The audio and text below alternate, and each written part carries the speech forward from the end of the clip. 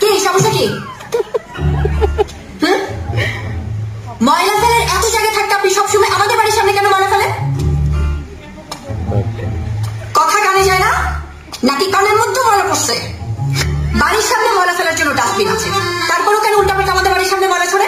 আর একদিন যদি দেখেছি না স্ট্রেট পুলিশ একদম ধরিয়ে দেবো। আরে এই যে মিস্টার, আপনার সাথে কথা বলছি, কথা বুঝেন না? বয়রা বোবা, আরে তো কথা অ্যান্সারই দেয় না। তাকে ওনারে বল আমি মহিলা মানুষের সাথে কথা বলি না। জঙ্গলি মহিলা মানুষের সাথে কথা বলে না মানে? মহিলাকে বয়স্ক বুড়া ভাব আমাকে বলে মহিলা? আপনি আমার ছোট ভাইয়ের সাথে কি করছেন?